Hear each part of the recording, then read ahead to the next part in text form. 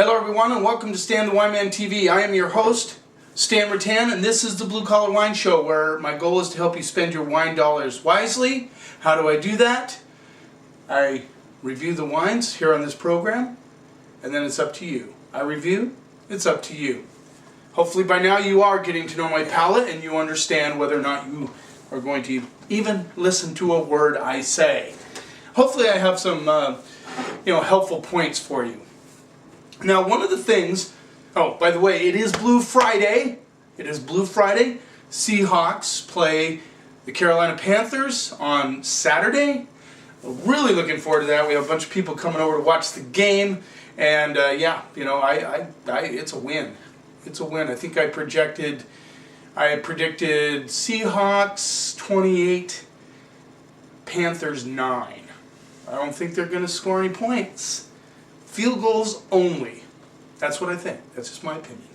I've been pretty close all year, though, and if you've been paying any attention at all, you know that I have come fairly close on some of my predictions on the game. So I'm excited for this. I was hoping they'd play the Panthers. I knew they could beat Detroit if Detroit beat Dallas, but it didn't have to happen. It didn't, and I feel bad for Detroit. I hope somebody. Hope they're doing some investigation on that call the ref made removing the flag for pass interference. That's tough. Not guaranteeing that Detroit would have won, but it certainly helped Dallas. Okay, I was going to shoot this program the other day. Power went out, so these have been uncorked for exactly about a day and a half, which is great. One of the things about wine appreciation, I don't mean wine snobbery, I don't mean anything other than the fact that if you really appreciate wine, if that's something that's your passion, that you just really enjoy it, it's always good to expand your palate horizons. In other words, try new things. And you don't have to spend a lot of money to try new things. There's a lot of good things out there that are interesting wines, and they're under $20. So, it never hurts to try new things. Now, one of the best ways to do that probably is if you have a wine shop that does wine tasting events in your area. You might want to frequent those. If you're up in Washington now, they pass a law that they can taste wines inside the store. I do those at the store occasionally. Those are good times to try new things. It always kind of, I guess it kind of bothers me when somebody says, well, I don't really like that. I don't really want to try that. I don't want to try this. Just try it. You can spit it out. You don't have to like it. But one of the things my mom taught me, and I've said this on the program, one of the main things my mom taught me when it came to eating habits is don't say you don't like it unless you've tried it. If you try it and you don't like it, that's okay.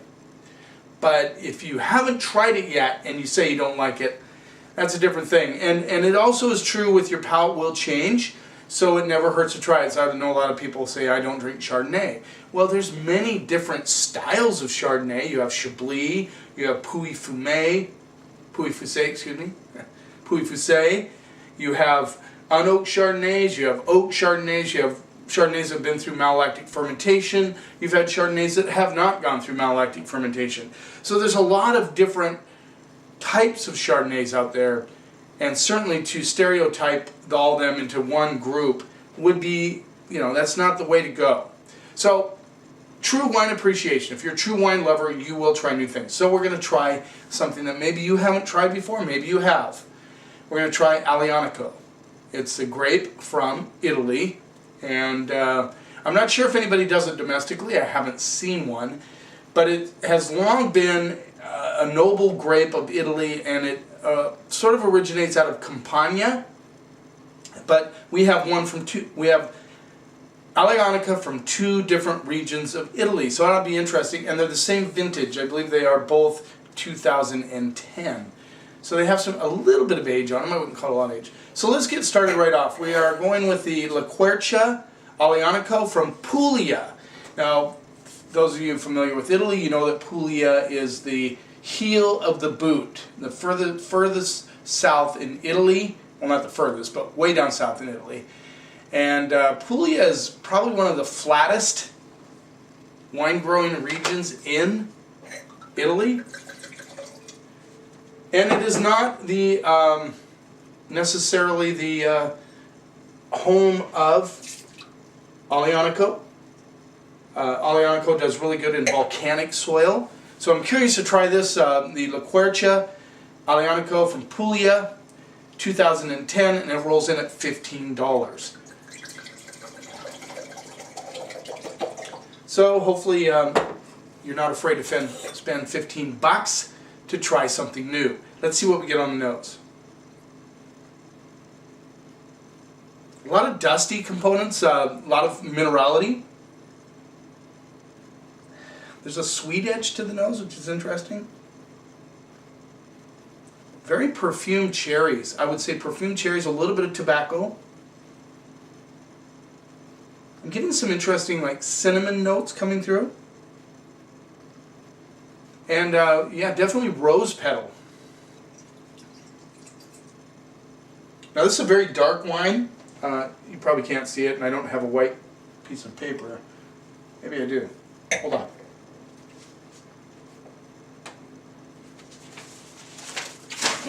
Nothing without writing on the back. Oh, there we go.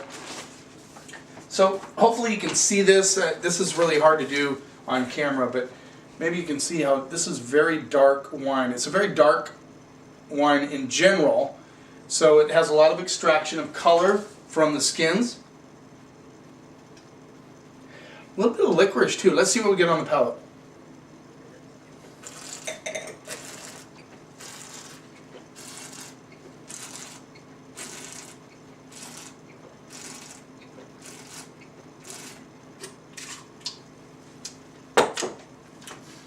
This is good wine. Aglianico is very naturally high in acid, so it's really hard to get it through malolactic fermentation, which changes malolactic acid into lactic acid, which is a softer, just compared to like a citrus fruit has malolactic acid, mallow acid, and then milk has lactic acid. So you can see the difference in the softness. But the acidity is there. I'm getting some interesting chocolate notes on top of currants and cherries. Definitely tobacco.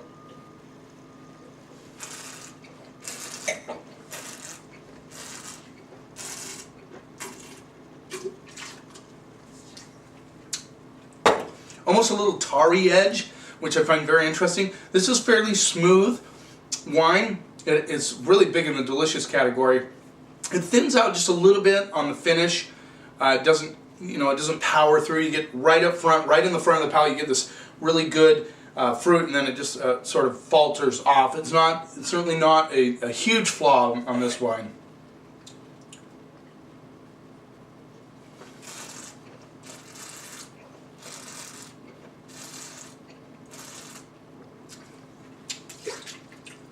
Tobacco notes come through big time on the finish, with a little bit of barbecue spice coming through too.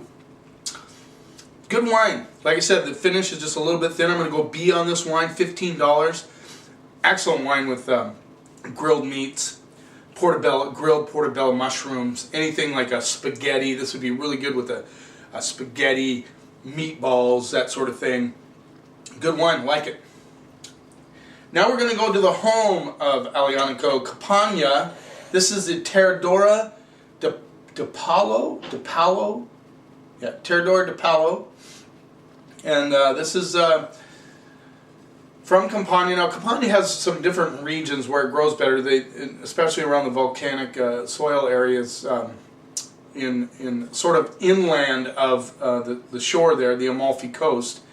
And this just uses the Campania IGP. So that's the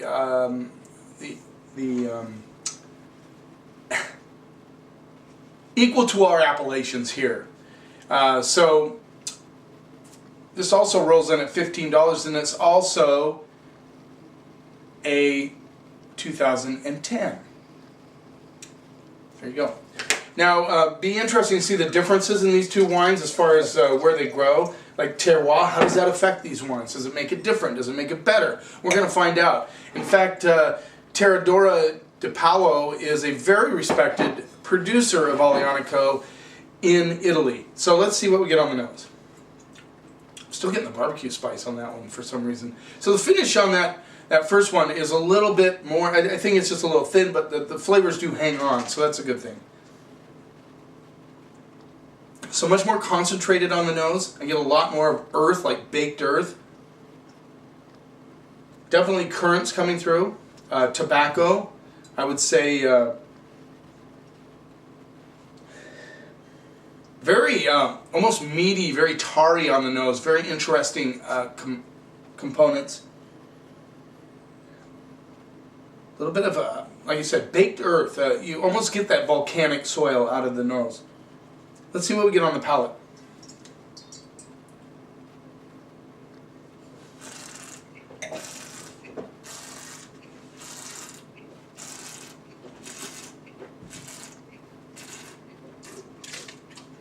Now, big difference right off the bat is this is much more earthy, much more savory on the palate. I get herbs, I get dirt, I get, the currants are there, but crushed rock. It's very, very old world, whereas the La Quercia, you get more of that fruit coming through on the palate. This is definitely more on the herbal, earthy, dirty side.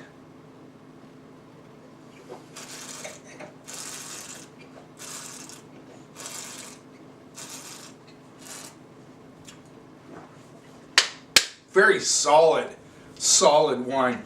And I'm telling you, if you're into old world wines, you're into that earthiness, that there's leather on the back end big time. The finish is really gutsy, really strong, but not alcoholic strong, but just, you know, you get that leather, you get that tobacco, you get the like rose petal ground into leather and tobacco, and then the crushed rocks, and then, but in the underlying of all of this, there is currants all the way through, front to back. But they're very dominated by the earthy, savory notes. I get a lot of dried herbs going on this wine. So for you guys that like that style of wine, this is a beauty. I mean, this is a beauty. It has everything you want with that style. And the only way you're going to know if you like that style is if you try the wines.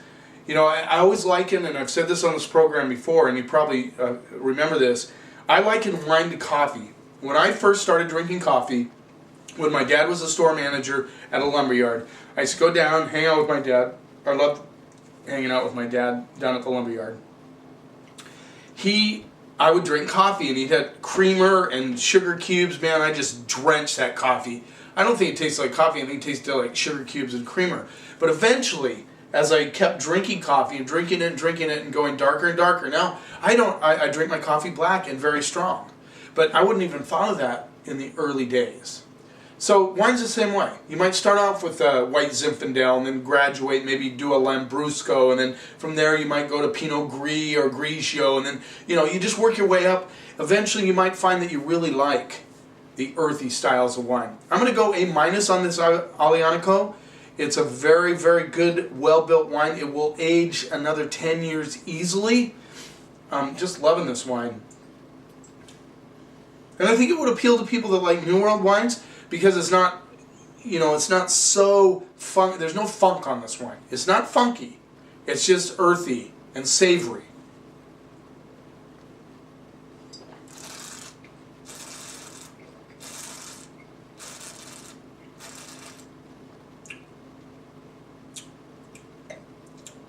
Very, very nice wine. Good job. B and an A-. Can't beat that. So remember, when you say that, the G is left out. It's Aglianico, not Aglianico. But guess what? If a customer comes in and says Aglianico, I'm not going to correct them. Unless they want to be corrected. Because it isn't that important that you say them exactly right. What's important is that you understand your palate.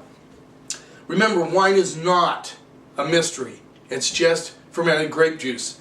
And it's your palate that counts. But remember, always to be experimental. Try new things. Don't get stuck in a rut. But don't ever let anybody tell you what you should or shouldn't like. If we do that together, we can take the snob out of wine.